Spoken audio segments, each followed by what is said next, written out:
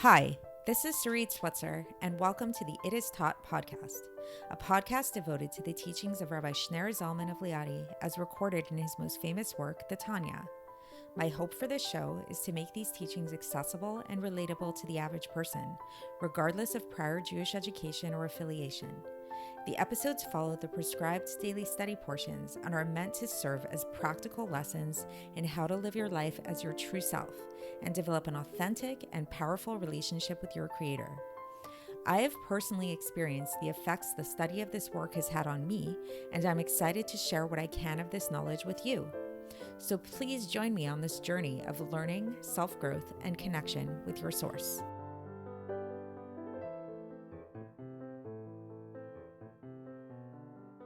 Hi, and welcome to the It Is Taught podcast. This is episode 238 for the 19th of Tammuz and a leap year. So, as many of you know, of the many hats that I wear, one of them is that I am a certified yoga instructor, and I'm also an avid yoga practitioner myself. And a very big part of yoga is the breathing. The breathing is kind of like what makes yoga distinct from other kinds of exercise, which is why whenever I come across, whether in Tanya or in Chassidus or elsewhere, a discussion about breathing, which actually comes up quite frequently, believe it or not, then this gets me kind of excited because it's something I can really relate to, and it's something that really makes sense to me in a very tangible way.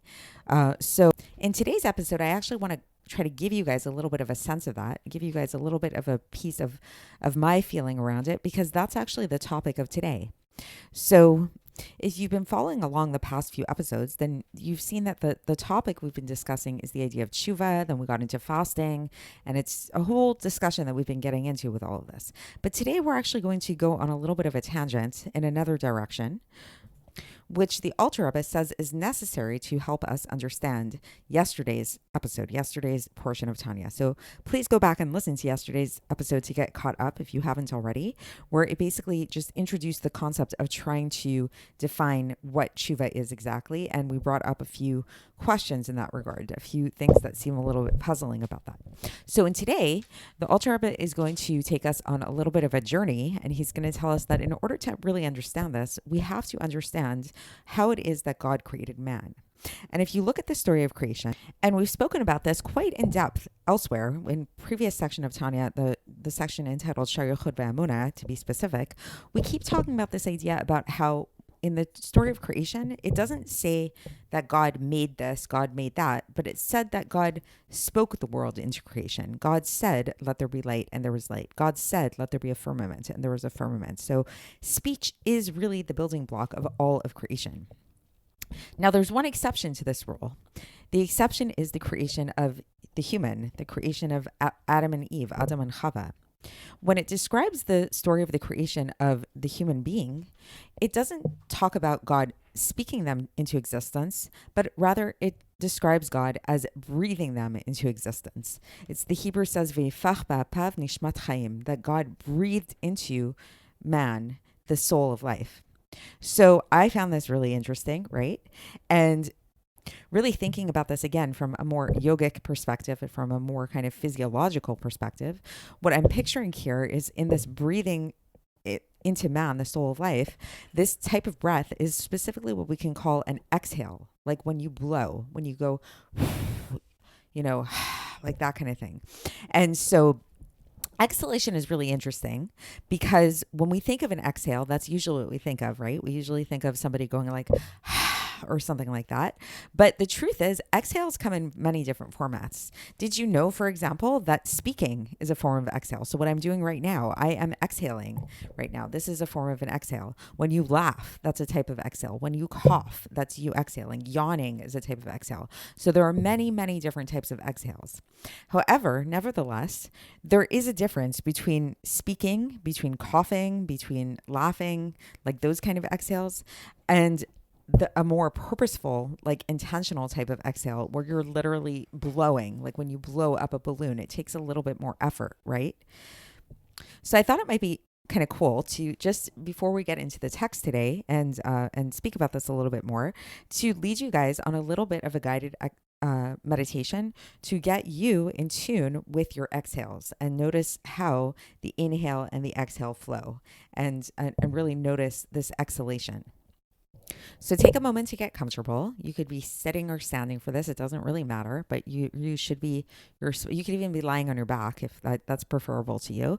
But the main thing is that your spine should be like as straight as possible. So like you want to have your shoulders back and just relaxed, and then place your hands on your stomach. And just take a moment without any effort at all to just notice the flow of your breath without forcing your breath, without controlling your breath in any way. Just notice how your body moves with your breath.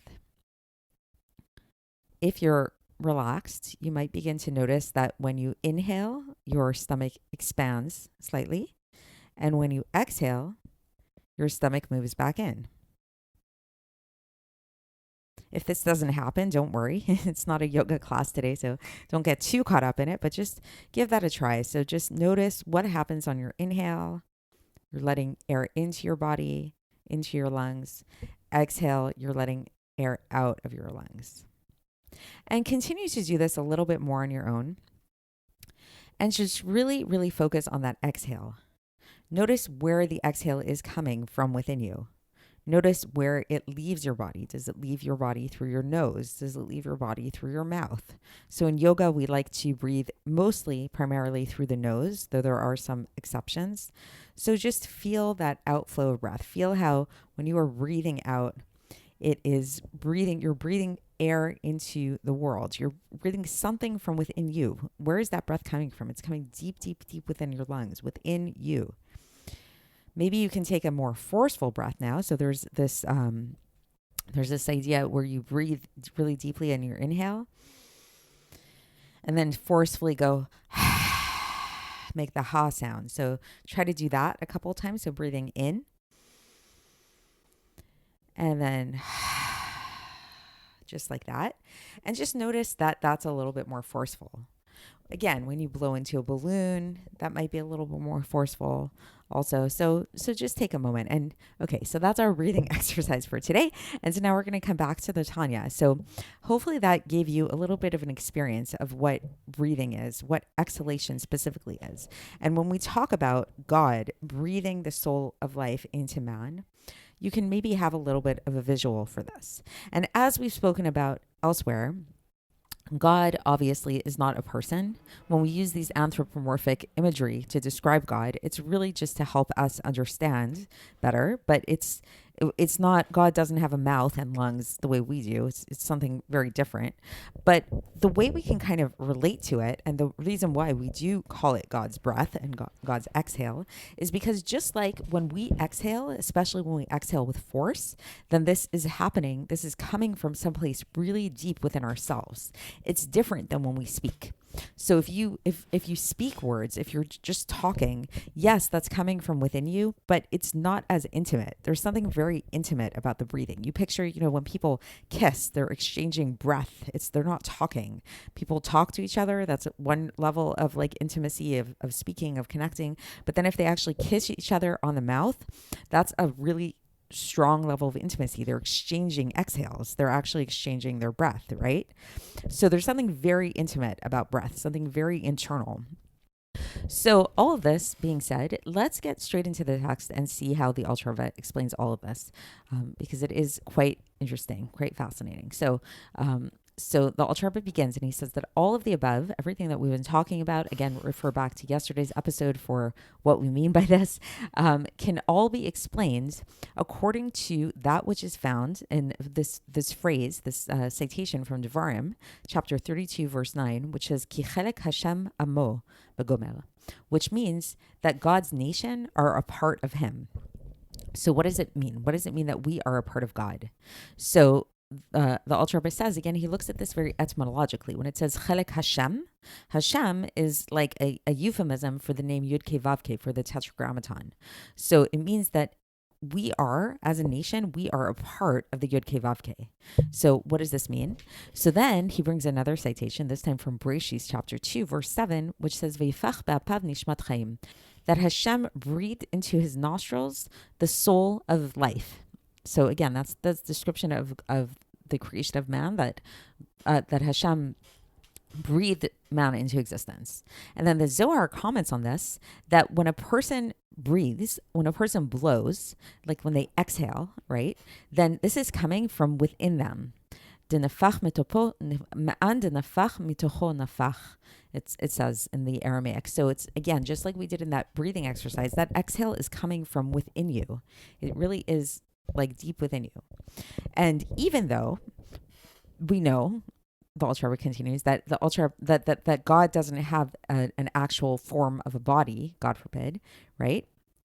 But we know that Torah speaks in the language of man, so that we can better understand this. And so just like there's a very big difference in lower man, by way of analogy, between the breath that comes out of us when we speak.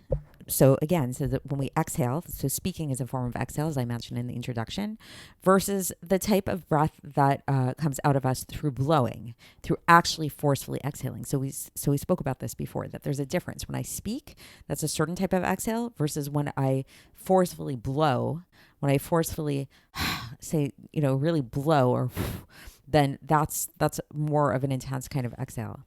And the breath that comes from a speech, while it does contain our life force and our power, it contains it minimally. It contains it to a small degree, and it's just like a superficial aspect of the soul, of the living soul that's within the person. But the breath that comes from blowing, from a more forceful kind of exhale, when we say like that, veifach mitocho nafach, that God breathes from within him, then we see that this is actually like vested within this breath is a more internal kind of aspect of the soul, of the living soul. So that's the end of the section. So again, just to summarize, so the main idea to take away from here is that there's a distinction between how it is that God brought man into creation versus how he brought everything else into creation. So everything else God brought into creation through speech, versus the way that God created man was through breath, through the exhale, through a more forceful kind of exhale. And even though speech is a type of exhale as well, it's a more superficial type of exhale. Yes, sure, it comes from inside the person, from within God, but in a more superficial kind of like way, that it's only like vested in this like to a minimal degree. God's life force, or our life force, when we speak, it's like we're only revealing a minimal part of ourselves, versus breathing in a more forceful way. This more forceful kind of exhale is a little bit more, it's more internal. There's something more full, more like intense about this forceful kind of exhale. So that's the end of the section for today, and we're going to continue along with this discussion tomorrow and see some of the implications of this. And so stay tuned, and I will speak to you then. Thanks for listening to the It Is Taught podcast, hosted by Sarit Switzer. This podcast is dedicated in loving memory of my maternal grandfather, Avraham Yitzchak ben Binyamin HaKohen of blessed memory. Music by Shoshana. If you enjoyed this episode and would like to support the show, please share it with others and subscribe on YouTube, Apple iTunes, Spotify, or wherever you listen to podcasts. And make sure to leave us a 5-star review. To find out more about the It Is Taught project, including more information on my soon-to-be published book, please visit our website, itistaught.com. To catch the latest from me, follow me on Facebook, Instagram, and Twitter. Looking forward to speaking with you tomorrow, and until then, have a great day.